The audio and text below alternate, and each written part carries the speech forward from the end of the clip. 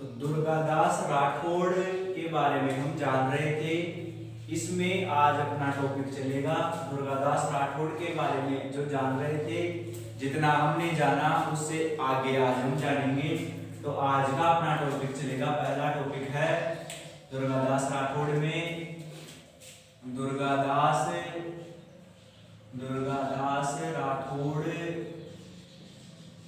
को मारने का प्रयास। दुर्गादास राठौड़ को मारने का प्रयास। दुर्गादास राठौड़ को मारने का प्रयास किसने किया? औरंगजेब ने। औरंगजेब को दुर्गादास के द्वारा किए गए सारे कार्यों की खबर थी। उसको पता था कि अजीत सिंह की रक्षा करने के पीछे, अजीत सिंह को गुप्त जगह पहुंचाने के पीछे और उसके पुत्रों को उसके खिलाफ भड़काने के पीछे, इन सबके पीछे दुर्गादास राठौड़ का ही हाथ है। दुर्गादास राठौड़ ही वो व्यक्ति है जो राठौड़ सैनिकों और राठौड़ सरदारों को एकजुट करके मेरे खिलाफ तैयारी कर रहा है जोधपुर राज्य को छीनने की। तो इस बात से औरंगजेब जानकार था। उसको पता था कि जोधपुर राज्य को लेकर जो सबसे बड़ी बाधा है वो दुर्गादास राठौड़ ही है। दुर्गादास राठौड़ ही भविष्य में जोधपुर राज्य को लेकर उसके सामने सबसे बड़ी बाधा खड़ा होगा। तो औरंगजेब ने समय रहते ही दुर्गादास राठौड़ को मारने का प्रयास किया। औरंगजेब को इस बात का भय था कि दुर्गादास राठौड़ गुप्त तरीके से उसके खिलाफ कार्य कर रहा है और आगे आने वाले समय में जोधपुर राज्य में, अभी तक जोधपुर राज्य और मुगल सेना का ही अधिकार था क्योंकि अजीत सिंह वो सब तो उस समय तक छोटे थे और गुप्त तरीके से जीवन यापन कर रहे थे। तो जोधपुर पर औरंगजेब का राज था।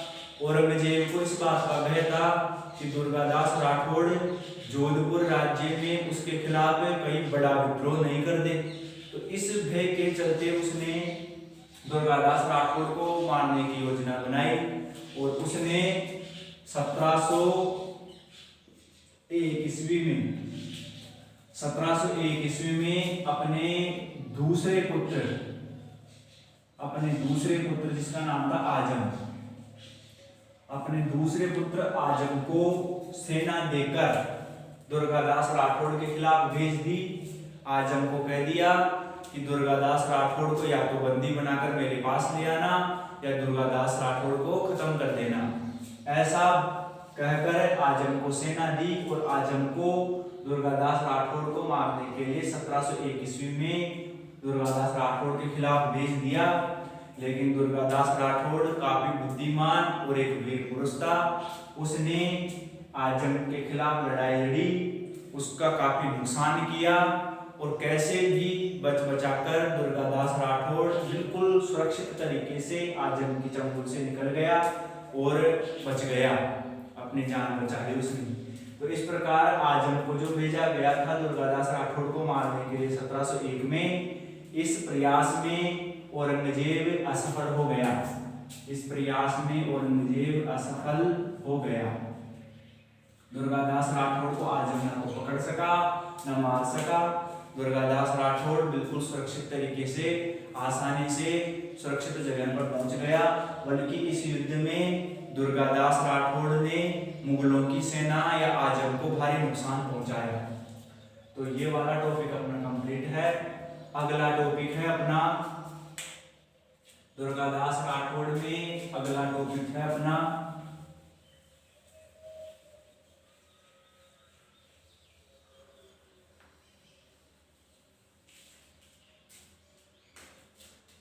दुर्गादास राठौड़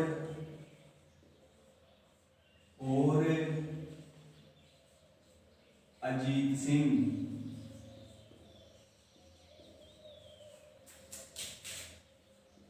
के बीच अनबन।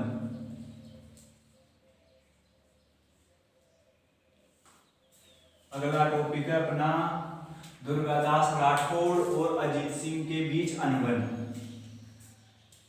अजीत सिंह जो जसवंत सिंह का पुत्र था, जिसको औरंगजेब से बचाने में और सुरक्षित स्थान में पहुंचाने में दुर्गादास राठौड़ का महत्वपूर्ण हाथ था, महत्वपूर्ण कार्य था दुर्गादास राठौड़ का। दुर्गादास राठौड़ की वजह से ही अजीत सिंह शिशु अवस्था में औरंगजेब के चंगुल से बच पाया था और सुरक्षित स्थान पर पहुंच पाया था। तो अजीत सिंह भी दुर्गादास राठौड़ की काफी इज्जत करता था, काफी सम्मान करता था। लेकिन एक समय ऐसा भी आया कि जिस अजीत सिंह की रक्षा दुर्गादास राठौड़ ने की थी और जिस दुर्गादास राठौड़ का सम्मान अजीत सिंह करता था, उनके बीच अनबन हो गई। तो वो अनबन क्यों हुई उसको हम जानते हैं कि अजीत सिंह और दुर्गादास राठौड़ के बीच अनबन क्यों हुई थी और फिर उसके परिणाम क्या निकले, वो हम देखते हैं। तो देखो, हमने पीछे की जानकारी में जाना है कि एक समय में दुर्गादास राठौड़ ने अपनी कूटनीति का प्रयोग करते हुए औरंगजेब के सबसे छोटे पुत्र अकबर को उसके खिलाफ खड़ा कर दिया था। यानी अकबर के द्वारा औरंगजेब के खिलाफ विद्रोह करवा दिया था। तो इस बात से औरंगजेब अकबर के प्रति नाराज था, अपने पुत्र के प्रति, और अकबर को कैसे भी खत्म करना चाहता था। युद्ध हुआ नहीं, बाद में अकबर सुरक्षा के लिए दुर्गादास राठौड़ के पास पहुंच गया। दुर्गादास राठौड़ ने वचन दिया कि वो अपने जीते जी अकबर और उसके परिवार की सुरक्षा करेगा, उसकी मदद करेगा। औरंगजेब उसको जो मारने की योजना बना रहा है उसमें वो अकबर का हमेशा साथ देगा। तो उसने अकबर से मित्रता की, वही अकबर जो मुस्लिम धर्म का था और औरंगजेब का पुत्र था, उससे मित्रता की और उसको वचन दिया कि वो औरंगजेब से उसके परिवार की जान बचाएगा। तो जब अजीत सिंह युवावस्था में आ चुका था और कालिंद्री सिरोही में गुप्त तरीके से वो जीवन जी रहा था, उस समय जब अकबर को दुर्गादास राठौड़ ने वचन दिया, उस समय दुर्गादास राठौड़ कालिंद्री पहुंचा और दुर्गादास राठौड़ ने अन्य जो राठौड़ सरदार थे उनसे कहा कि अभी मेरा पूरा ध्यान अकबर की सुरक्षा के ऊपर है। औरंगजेब इसको मारने के लिए तरह तरह के कार्य कर रहा है और मैं इसको वचन दे चुका हूँ सुरक्षा का, तो अभी मेरा पूरा ध्यान अकबर की सुरक्षा के ऊपर है। तो जब तक मैं नहीं कहूँ तुम अजीत सिंह को यहाँ से बाहर मत निकालना, यानी इसको सार्वजनिक मत करना। मैं एक बार अकबर को किसी सुरक्षित स्थान पर पहुंचा के आता हूँ, सुरक्षित करके आता हूँ, उसके बाद मैं यहाँ आऊँगा और फिर उसके बाद में अजीत सिंह को हम सबके सामने लाएंगे और फिर जोधपुर की गद्दी पर इसको बिठाएंगे। ऐसी बात राठौड़ सरदारों को कहकर दुर्गादास राठौड़ अकबर उसके परिवार को लेकर दक्षिण भारत की तरफ चला गया। अब और दुर्गादास राठौड़ को विश्वास था कि राठौड़ सरदार उसके आने से पहले अजीत सिंह को सबके सामने खड़ा नहीं करेंगे, अजीत सिंह को सार्वजनिक नहीं करेंगे। अजीत सिंह जो गुप्त तरीके से जीवन जी रहा है उसको सार्वजनिक नहीं करेंगे। तो इधर दुर्गादास राठौड़ ने क्या किया, दुर्गादास राठौड़ अकबर और उसके परिवार को लेकर दक्षिण भारत में चला गया।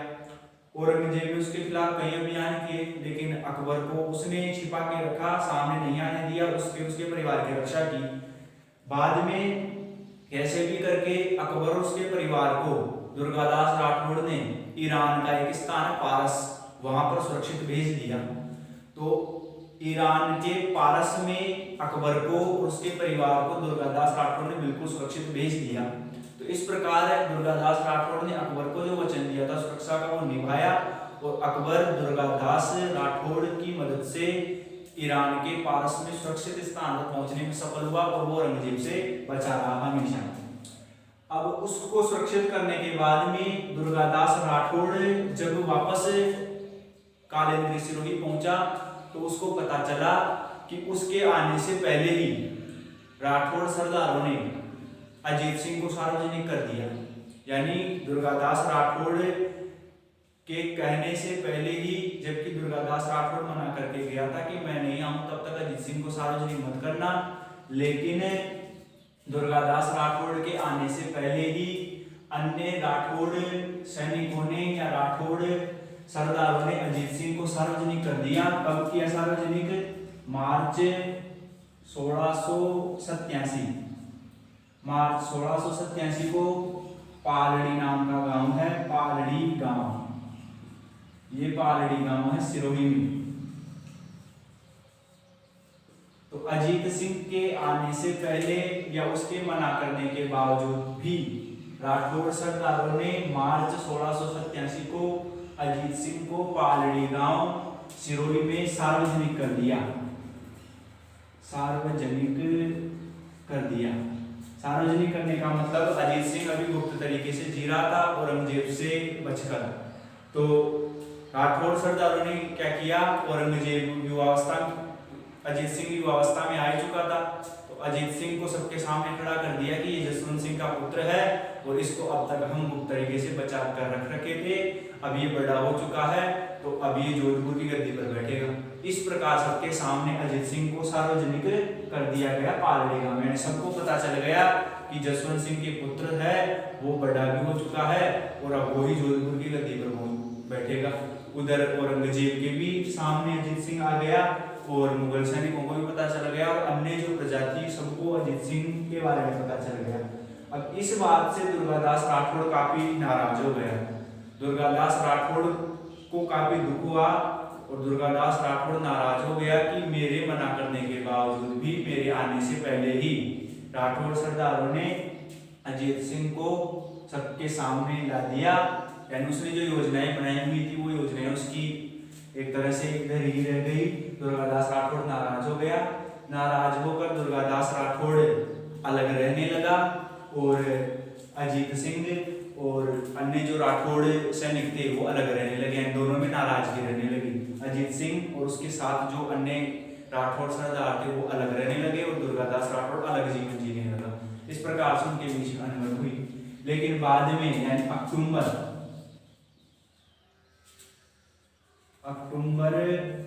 1687 को एक गांव है भीमरलाई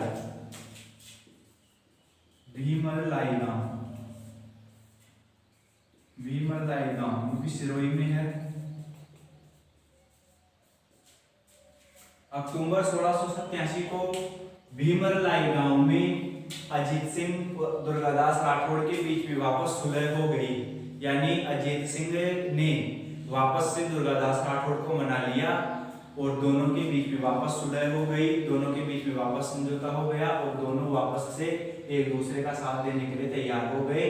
तो दोनों के बीच में जो अनबन हुई थी मार्च 1687 को वो वापस से दूर हो गई। अक्टूबर 1687 को भीमरलाई गांव में दोनों एक जगह मिले और वापस से एक हो गए अक्टूबर 1687 में। तो एक बार ये अनबन हुई जो 1687 में दूर भी हो गई, लेकिन इससे भी बड़ी अनबन दोबारा हुई और फिर बाद में वो कभी भी एक नहीं हो पाए। वो कैसे हुआ वो देखो आप।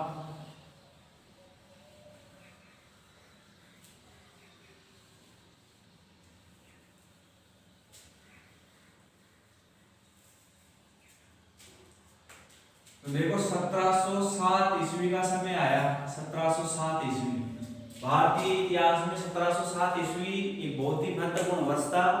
महत्वपूर्ण वर्ष इस प्रकार से था कि भारत का एक अत्याचारी और क्रूर शासक औरंगजेब इस वर्ष समाप्त हो गया, यानी उसकी मृत्यु हो गई। औरंगजेब की मृत्यु 1707 ईस्वी में हुई। पूरे भारत के लिए सबसे खराब प्रकार का राजा था औरंगजेब, जो अन्य धर्मों के प्रति बिल्कुल कट्टर नीति रखता था और उनके प्रति बिल्कुल ही अच्छा व्यवहार नहीं था इसका। औरंगजेब की मृत्यु 1707 ईस्वी में औरंगजेब की मृत्यु हो गई। औरंगजेब की मृत्यु होते ही दुर्गादास राठौड़ और अजीत सिंह का जो रास्ता था वो बिल्कुल साफ हो गया, क्योंकि औरंगजेब सबसे बड़ी बाधा था जोधपुर पर अधिकार करने में। जब तक औरंगजेब जिंदा था तब तक दुर्गादास राठौड़ और उसके सैनिक कितना भी प्रयास करके जोधपुर पर अधिकार नहीं कर सकते थे, क्योंकि औरंगजेब काफी शक्तिशाली शासक था, उसकी सेना भी काफी बड़ी थी। तो औरंगजेब के रहते हुए तो जोधपुर पर दुर्गादास राठौड़ और अजीत सिंह अधिकार नहीं कर पाए। लेकिन 1707 ईस्वी में जैसे औरंगजेब की मृत्यु हुई, औरंगजेब की मृत्यु होते ही जोधपुर का फौजदार था, उस समय जोधपुर का फौजदार, औरंगजेब की मृत्यु हो चुकी थी लेकिन अभी भी जोधपुर पर मुगलों का अधिकार था, तो जोधपुर का फौजदार था जाफर कुली खां। उस समय जोधपुर का फौजदार था जाफर कुली खां। तो दुर्गादास राठौड़ के नेतृत्व में एक विशाल सेना बनाई गई और अजीत सिंह को जोधपुर की गद्दी पर बिठाने के लिए औरंगजेब की मृत्यु के बाद में 1707 ईस्वी में दुर्गादास राठौड़ ने जाफर कुली खां पर भीषण आक्रमण कर दिया। आक्रमण इतना भयंकर हुआ कि जाफर कुली खां को मार दिया गया और जोधपुर के किले पर अधिकार कर लिया गया और जोधपुर की गद्दी पर वापस से राठौड़ वंश का अधिकार हो गया। यानी राठौड़ वंश का अगला शासक अजीत सिंह, जो जसवंत सिंह का बेटा था, वो दुर्गादास राठौड़ के प्रयासों से ही वापस से जोधपुर की गद्दी पर बैठ पाया। इस युद्ध के बारे में जोधपुर की ख्यात में ये लिखा हुआ है कि ये युद्ध इतना भीषण था कि मुसलमान सैनिकों ने जान बचाने के लिए हिंदुओं का वेश धारण किया और वो हिंदुओं के वेश में बचकर इस किले से निकले थे। इतना जोरदार प्रकार का युद्ध किया था दुर्गादास राठौड़ उसके सैनिकों ने। तो इस युद्ध में जाफर कुली खां को मार दिया गया और जोधपुर पर अजीत सिंह का अधिकार हो गया, यानी जोधपुर का राजा अजीत सिंह वापस से बन गया। तो यहाँ जो सबसे महत्वपूर्ण नेतृत्व था वो दुर्गादास राठौड़ का ही था। दुर्गादास राठौड़ ही वो सरदार था जिसने अपने प्रयासों और बुद्धिमत्ता का प्रयोग करते हुए अजीत सिंह को वापस जोधपुर की गद्दी पर बिठवाया। अजीत सिंह जोधपुर की गद्दी पर बैठने के बाद में आगे क्या हुआ कि 1708 ईस्वी में हम पढ़ रहे हैं जो दुर्गादास राठौड़ और अजीत सिंह के बीच अनबन को, तो हम आगे देखते हैं अनबन कैसे हुई थी। एक अनबन तो हम जान चुके हैं, दोनों के बीच में जो नाराजगी आई उसको एक को तो जान चुके हैं, दूसरी बार नाराजगी कैसे आई वो हम जान रहे हैं। तो 1708 ईस्वी में 1707 में जोधपुर की गद्दी पर अजीत सिंह वापस से बैठ गया। बैठने के बाद 1708 ईस्वी में इस सांबर पर भी मुगलों का अधिकार था। तो 1708 ईस्वी में अजीत सिंह ने सांबर पर आक्रमण कर दिया और सांबर को उसने 1708 ईस्वी में जीत लिया, यानी विजय कर लिया, सांबर विजय। अजीत सिंह की सांबर विजय कब हुई? 1708 ईस्वी में। दुर्गादास राठौड़ भी इस लड़ाई में उसके साथ था। तो 1708 ईस्वी में सांबर विजय कर लिया अजीत सिंह ने। सांबर विजय करने के बाद रात का समय हो चुका था, तो रात के समय अजीत सिंह की सेना ने वहीं डेरा डाला। अजीत सिंह की सेना में एक मुख्य सैनिक के रूप में दुर्गादास राठौड़ था अभी भी। हालांकि कुछ समय तक आते आते दुर्गादास राठौड़ की उम्र काफी ज्यादा हो चुकी थी, वो अपनी वृद्धावस्था में आ चुके थे, लेकिन फिर भी वो अजीत सिंह के लिए इस युद्ध में लड़ रहे थे, लड़ाइयां लड़ रहे थे अभी भी। तो 1708 ईस्वी में सांबर विजय की, सांबर झील के किनारे डेरा डाला गया। तो डेरा इस प्रकार से डाला गया कि जो एक डेरा तो होता है मिसल डेरा और एक होता है निम्न डेरा। उस समय जो डेरे डाले जाते थे वो इस प्रकार से डाले जाते थे कि जो मुख्य डेरा होता था, मुख्य डेरा, उसको तो कहते थे मिसल डेरा। मिसल डेरे में कौन होते थे? मिसल डेरे में राजा होता था, राजा के नीचे के अधिकारी होते थे और जो राठौड़ सरदार थे वो सरदार भी मिसल डेरे में होते थे। यानी सरदारों की जो पंक्ति होती थी उस पंक्ति को मिसल डेरा बोला जाता था। मिसल डेरा। मिसल डेरे में शासक और अधिकारी तो होते ही थे, इसके अलावा सरदार होते थे। मुख्य रूप से जो मुख्य सरदार थे, सरदारों की पंक्ति को मिसल डेरा बोला जाता था। सरदारों की जो पंक्ति होती थी जिसमें सरदार ठहरते थे, जो मुख्य सरदार होते थे, मुख्य सैनिकों को सरदार बोलते हैं। तो जो मुख्य राठौड़ सरदार थे वो मिसल पंक्ति में ठहरते थे। तो मिसल डेरा लगा और एक निम्न डेरा लगता था। निम्न डेरे में अन्य जो सैनिक होते थे वो ठहरते थे। यानी मिसल डेरे में तो मुख्य सैनिक यानी सरदार ठहरते थे और निम्न डेरे में जो अन्य सैनिक होते थे वो ठहरते थे। तो जब डेरा लगाया गया रात को, तो अजीत सिंह ने दुर्गादास राठौड़ को कहा कि आप मिसल डेरे में ठहरे, क्योंकि आप मुख्य सैनिकों में हैं, सरदार हैं, तो आप मिसल डेरे में ठहरे। तो दुर्गादास राठौड़ ने उस समय ये कहा कि अब मैं काफी वृद्ध हो चुका हूँ, अब मैं मुख्य सरदारों में नहीं आ सकता, अब मेरी क्षमता नहीं है लड़ाई लड़ने की, अब मेरी वृद्धावस्था आ चुकी है, तो अब मेरा स्थान तो नीचे के सैनिकों में होना चाहिए, मेरी जगह तो जो युवा सैनिक है उनको लेनी चाहिए, तो मैं मिसल डेरे में नहीं रहना चाहता। अब वृद्धावस्था होने के कारण इस प्रकार की इच्छा दुर्गादास राठौड़ ने जाहिर की। लेकिन दुर्गादास राठौड़ के मना करने पर भी अजीत सिंह ने जबरदस्ती उसको मिसल डेरे में ही रखा। इस बात से भी दुर्गादास राठौड़ काफी नाराज हुआ। दुर्गादास राठौड़ को यह लगा कि अजीत सिंह जिसके लिए उसने इतना कुछ किया वो उसकी एक बात नहीं माना और उसको न चाहते हुए भी मिसल डेरे में रख रहा है। तो इस एक बात से भी दुर्गादास राठौड़ अजीत सिंह के प्रति नाराज था, नाराजगी उसके अंदर आ चुकी थी। एक दूसरा कारण और है, दूसरी जो नाराजगी है उसके बारे में हम जान रहे हैं। तो दुर्गादास राठौड़ और अजीत सिंह के बीच जो अनबन हुई, उस अनबन का एक कारण तो ये था मिसल डेरा, ध्यान रखना। और दूसरा कारण क्या था, वो दूसरा कारण आप जानो कि अकबर की सुरक्षा के लिए, आप सबको पता अकबर की सुरक्षा दुर्गादास राठौड़ ने की थी, तो अकबर की सुरक्षा के लिए उसने एक अधिकारी नियुक्त किया था। उस अधिकारी का नाम था रघुनाथ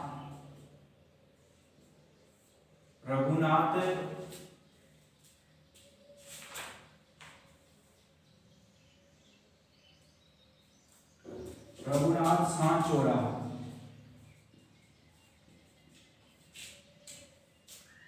रघुनाथ सांचौरा अकबर की सुरक्षा के लिए दुर्गादास राठौड़ ने एक अधिकारी नियुक्त किया था, रघुनाथ सांचौरा। तो अजीत सिंह ने राजा बनने के बाद इस बात को लेकर इनके बीच में नाराजगी हो चुकी थी। तो दुर्गादास राठौड़ अजीत सिंह से दूर जा चुका था। जब दुर्गादास राठौड़ अजीत सिंह से दूर गया तो अजीत सिंह भी दुर्गादास राठौड़ से नाराज हो गया, उसको बल्कि अपने पास नहीं बुलाया और उसको भेज दिया, तू जाना चाहता है तो जा, कोई दिक्कत नहीं है। तो अजीत सिंह ने दुर्गादास राठौड़ का बिल्कुल भी सम्मान नहीं किया और उसको अपने राज्य से निकाल दिया। यानी वृद्धावस्था में जिस दुर्गादास राठौड़ ने अजीत सिंह की सुरक्षा की बचपन में, उसको गद्दी दिलाने में ही योगदान दिया, उसी अजीत सिंह ने अनबन होने पर दुर्गादास राठौड़ को अपने राज्य से निष्कासित कर दिया। राज्य से निष्कासित करने के बाद में उसने क्या किया, दुर्गादास राठौड़ का जो विश्वास पात्र था रघुनाथ सांचौरा, इस रघुनाथ सांचौरा को इसने सबके सामने कोड़े मारे और इसको काल कोठरी में डाल दिया। इसके अलावा इसके दो विश्वास पात्र और थे। दूसरा कारण हम जान रहे हैं, दूसरे कारण में रघुनाथ सांचौरा को दंडित करना, और इसके अलावा दो और थे, एक था मुकुंद दास चंपावत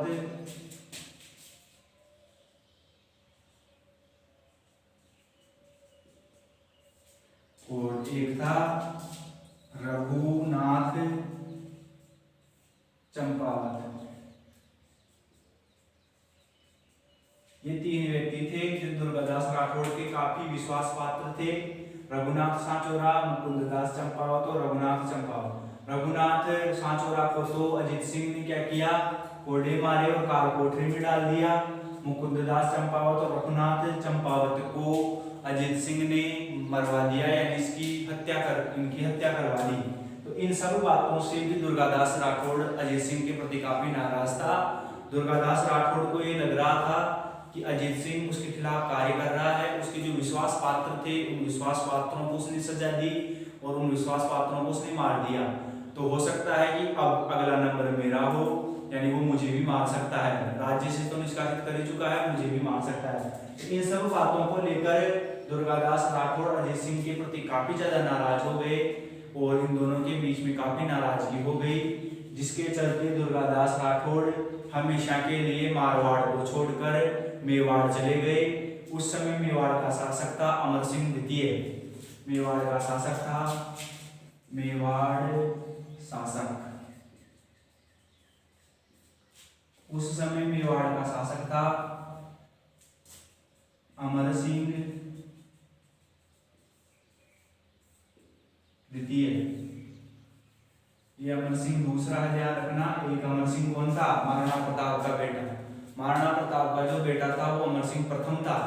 और ये राज सिंह का बेटा है, राज सिंह का बेटा, ये भी अमर सिंह है, तो इसको अमर सिंह द्वितीय कहते हैं। तो इस समय मेवाड़ का शासक था अमर सिंह द्वितीय।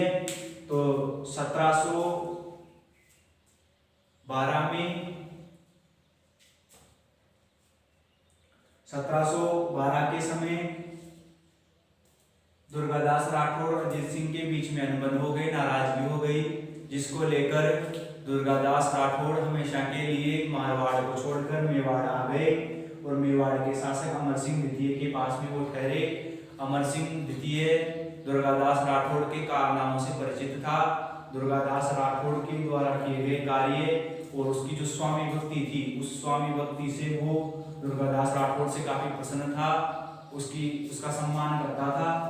अमर सिंह द्वितीय के दरबार में जब दुर्गादास राठौर गया तो अमर सिंह द्वितीय ने दुर्गादास राठौर का काफी सम्मान किया और दुर्गादास राठौर को एक महत्वपूर्ण पद देकर उसको अपने पास रख लिया। तो ये जानकारी थी दुर्गादास राठौर और अजीत सिंह के बीच में अनबन की। तो दुर्गादास राठौर और अजीत सिंह के बीच जो अनबन हुई उसका पहला कारण तो था मिसर डेरा, इस बात को लेकर इनके बीच नाराजगी थी।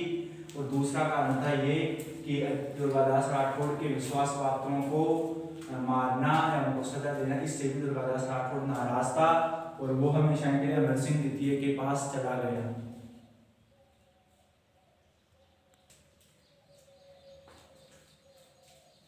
अब अगला पॉइंट है अपना दुर्गादास राठौर के बारे में हम जान रहे थे। अगला पॉइंट है अंतिम समय। दुर्गादास राठौर का अंतिम समय जानते हैं हम। दुर्गादास राठौर के बारे में आप काफी कुछ जान चुके हो। दुर्गादास राठौर का अंतिम समय कैसा बीता, कैसे व्यतीत हुआ, वो हम जानते हैं। तो अंतिम समय के बारे में आप सबको पता है कि राजा बनने के बाद में जोधपुर का राजा बन गया अजीत सिंह। राजा किसके प्रयासों से बना? दुर्गादास राठौर के प्रयासों, दुर्गादास राठौर की मदद से ही वो जोधपुर का राजा बना। लेकिन फिर भी उसने दुर्गादास राठौर का सम्मान नहीं किया, उसके द्वारा किए गए कार्यों को वो भूल गया और उसने दुर्गादास राठौर को अपने राज्य से निकाल दिया। तो वहां से अपमानित होकर दुर्गादास राठौर अपने अंतिम समय में मेवाड़ राज्य में आ गए। मेवाड़ का शासक उस समय था अमर सिंह द्वितीय। तो अमर सिंह द्वितीय के दरबार में दुर्गादास राठौर आ गए। दुर्गादास राठौर के कार्यों से अमर सिंह द्वितीय परिचित था। अमर सिंह द्वितीय ने दुर्गादास राठौर का सम्मान किया, उसको दरबार में एक अच्छा पद दिया। और तो दुर्गादास राठौर अपने अंतिम समय में मेवाड़ आ गए थे। मेवाड़ के शासक अमर सिंह द्वितीय ने उनको दरबार में महत्वपूर्ण पद दिया और उनको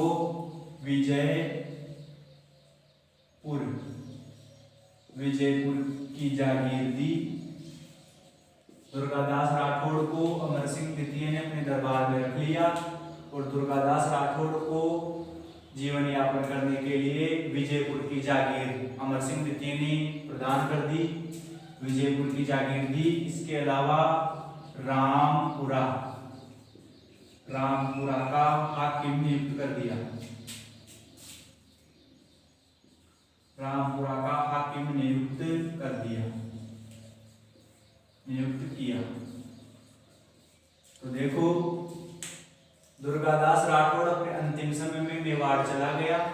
अमर सिंह द्वितीय ने उसको मेवाड़ में सम्मान दिया, विजयपुर की जागीर प्रदान की।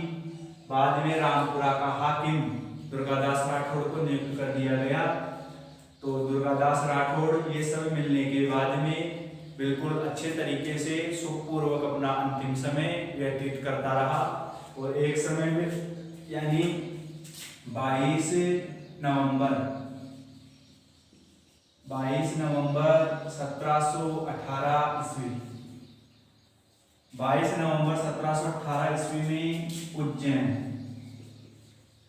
उज्जैन में इस महान स्वामी भक्त वीर दुर्गादास राठौड़ की उज्जैन में मृत्यु हो गई। तो दुर्गादास राठौड़ अपने अंतिम समय में मेवाड़ राज्य में रहा और 22 नवंबर 1718 ईस्वी को उज्जैन में दुर्गादास राठौड़ जैसे वीर पुरुष की मृत्यु हो गई। उज्जैन में क्षिप्रा नदी है, क्षिप्रा नदी, उज्जैन में क्षिप्रा नदी के किनारे, क्षिप्रा नदी के किनारे इसका अंतिम संस्कार किया गया। अंतिम संस्कार, दुर्गादास राठौड़ का अंतिम संस्कार क्षिप्रा नदी के किनारे किया गया और इसी क्षिप्रा नदी के किनारे दुर्गादास राठौड़ की छतरी भी बनी हुई है। दुर्गादास राठौड़ की छतरी आज भी, जहां पर उसका अंतिम संस्कार किया गया था क्षिप्रा नदी के किनारे, वहां दुर्गादास राठौड़ की छतरी आज भी बनी हुई है। तो ये दुर्गादास राठौड़ का अंतिम समय था। तो आपने जाना कि अंतिम समय में वो कहाँ रहा और किस प्रकार किस स्थान पर कब उसकी मृत्यु हुई। तो 22 नवंबर 1718 को उज्जैन में एक वीर और स्वामी भक्त दुर्गादास राठौड़ की मृत्यु हुई। अब दुर्गादास राठौड़ का अंतिम जानकारी और देखते हैं हम।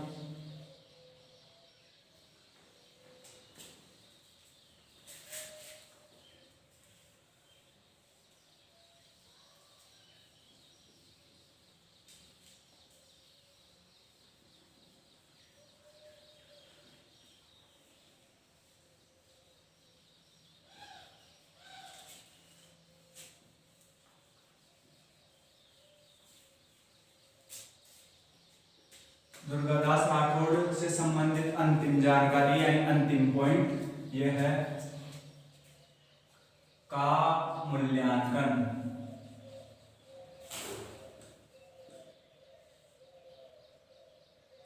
दुर्गादास राठौड़ का मूल्यांकन। दुर्गादास राठौड़ कैसे व्यक्ति थे, किस प्रकार का व्यक्तित्व उनका था, वो बात हम जानेंगे दुर्गादास राठौड़ के मूल्यांकन में।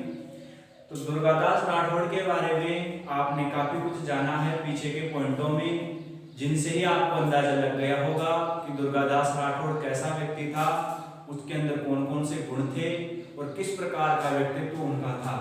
लेकिन एक बार फिर हम दुर्गादास राठौड़ के मूल्यांकन को समझते हैं, उनके गुणों और अवगुणों की चर्चा करते हैं। तो यहाँ से भी परीक्षा में एक महत्वपूर्ण प्रश्न बनता है कि दुर्गादास राठौड़ के मूल्यांकन को समझाइए। दुर्गादास राठौड़ के गुण या किस प्रकार के वो व्यक्तित्व थे, किस प्रकार के वो व्यक्ति थे, वो बताइए। तो इस प्रकार का प्रश्न आए तो आप दुर्गादास राठौड़ का जो मूल्यांकन जान रहे हैं वो आपको बताना है। तो इसमें यहाँ पॉइंटों से आपको बताया जा रहा है, तो आप उसको ध्यान से समझें। तो वीर दुर्गादास राठौड़ के मूल्यांकन में हम दुर्गादास राठौड़ के गुणों और अवगुणों पर चर्चा करेंगे। तो दुर्गादास राठौड़ में मुख्य रूप से 4 गुण बहुत ज्यादा थे, जिनकी वजह से ही दुर्गादास राठौड़ राजस्थान के इतिहास में बहुत ज्यादा प्रसिद्ध हुए हैं। राजस्थान के एक प्रसिद्ध आधुनिक इतिहासकारक हैं, यानी आज के समय के बहुत ही प्रसिद्ध इतिहासकारक हुए हैं, जिनका नाम है पंडित गौरीशंकर हीराचंद ओझा। पंडित गौरीशंकर हीराचंद ओझा राजस्थान के आधुनिक इतिहासकारकों में एक बहुत ही महत्वपूर्ण इतिहासकारक हैं। उन्होंने एक पुस्तक लिखी राजस्थान का इतिहास। इस पुस्तक का जो दूसरा खंड है वो पूरा का पूरा दूसरा खंड हीराचंद ओझा ने दुर्गादास राठौड़ को ही समर्पित किया है। यानी दुर्गादास राठौड़ इतने ज्यादा प्रभावित करे हैं हीराचंद ओझा को कि हीराचंद ओझा ने अपनी आधी पुस्तक में तो राजस्थान का संपूर्ण इतिहास लिखा और दूसरे खंड में अकेले दुर्गादास राठौड़ के बारे में ही लिखा। तो दुर्गादास राठौड़ राजस्थान के इतिहास में जगह बनाने वाले एक बहुत ही महत्वपूर्ण व्यक्ति थे, बहुत ही महत्वपूर्ण राठौड़ सरदार थे। तो उनके अंदर 4 महत्वपूर्ण गुण सबसे ज्यादा थे, उन गुणों की हम चर्चा करते हैं। तो वीर दुर्गादास राठौड़ के मूल्यांकन को हम जानते हैं। तो दुर्गादास राठौड़ में 4 महत्वपूर्ण गुण थे। वो थे, पहला गुण था स्वामी भक्ति।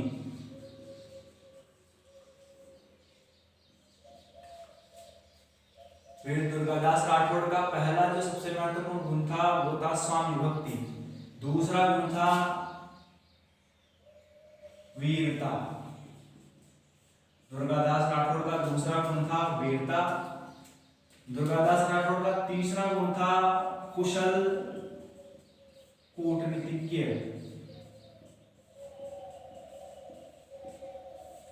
दुर्गादास राठौड़ का तीसरा गुण था कुशल कूटनीतिज्ञ। और दुर्गादास राठौड़ का चौथा गुण था धर्म दर्शन। ये चार गुण दुर्गादास राठौड़ में ज्यादा थे। इन गुणों को हम थोड़ा विस्तार से जानते हैं। आप सबको पता है कि दुर्गादास राठौड़ एक बहुत बड़े स्वामी भक्त थे। एक बिल्कुल साधारण से व्यक्ति जो बाद में जसवंत सिंह की सेना में शामिल हुए और जसवंत सिंह की सेवा की। जसवंत सिंह के जिंदा रहते जसवंत सिंह के साथ कहीं युद्ध किए। जसवंत सिंह की सेना में रहते हुए जसवंत सिंह की काफी सेवा की, जिससे प्रसन्न होकर जसवंत सिंह ने दुर्गादास राठौड़ को जागीरें प्रदान कर दी और राठौड़ों की सेना में एक महत्वपूर्ण पद राठौड़ सरदार के रूप में इसको नियुक्त किया। तो जसवंत सिंह के समय भी स्वामी भक्ति दिखाते हुए दुर्गादास राठौड़ ने बहुत ज्यादा जसवंत सिंह की सेवा की, उनकी मदद की। जसवंत सिंह की मृत्यु के बाद में उसका जो पुत्र था अजीत सिंह, उसकी बालक अवस्था में सुरक्षा करना और बाद में निस्वार्थ अजीत सिंह के लिए ही अपने संपूर्ण जीवन में लड़ाइयां लड़ना और बाद में कैसे भी करके अजीत सिंह को जोधपुर की गद्दी दिलवाना, ये सब कार्य ये सिद्ध करते हैं कि दुर्गादास राठौड़ जो कुछ भी कर रहा था वो केवल अपने स्वामी अजीत सिंह, पहले तो जसवंत सिंह और उसके बाद में अजीत सिंह के लिए ही कर रहा था। यानी खुद के लिए उसने कुछ भी नहीं किया। बिल्कुल निस्वार्थ जीवन जीते हुए अपने स्वामी के प्रति अपने जीवन को समर्पित करते हुए दुर्गादास राठौड़ ने अपने जीवन को जिया और अपने संपूर्ण जीवन में वो अपने शासक अपने स्वामी के लिए ही जीवन भर लड़ता रहा, जीवन भर प्रयास करता रहा। तो ये बात उसकी स्वामी भक्ति को दर्शाती है। तो ये गुण दुर्गादास राठौड़ में बहुत ज्यादा था, जिसकी वजह से आज उसका नाम इतिहास में बहुत प्रमुखता से लिया जाता है। दूसरा गुण था दुर्गादास राठौड़ का वीरता का। दुर्गादास राठौड़ काफी वीर था। आप सबको बचपन की घटना याद है कि दुर्गादास राठौड़ ने बचपन में ही एक अपने से उम्र में काफी बड़े चारागाह को मार दिया था। जब उसको जोधपुर के दरबार में ले जाया गया तो वहां भी उसने बिना डरे अपना जुर्म कबूल किया और सबके सामने अपनी वीरता का परिचय दिया था। तो वीरता का गुण दुर्गादास राठौड़ में बचपन से ही था। बाद में बड़े हुआ औरंगजेब जैसे शक्तिशाली राजा से दुर्गादास राठौड़ ने कहीं युद्ध किए, मुगलों की सेना को हराया, बिना डरे वो हमेशा लड़ता रहा। वीरता का परिचय देते हुए कभी भी मुगलों के हाथ नहीं लगा, उनसे बचता रहा, अजीत सिंह की दूसरों की रक्षा करता रहा। दुर्गादास राठौड़ के समय में ही एक साहित्यकार है जिसका नाम था कुंभकर्ण साधु। दुर्गादास राठौड़ के समकालीन यानी उसके समय एक साहित्यकार था कुंभकर्ण साधु। उसने एक ग्रंथ लिखा जिसका नाम है रतन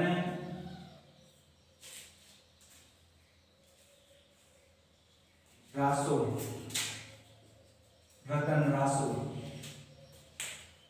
कुंभकर्ण साधु ने ग्रंथ लिखा रतन रासो।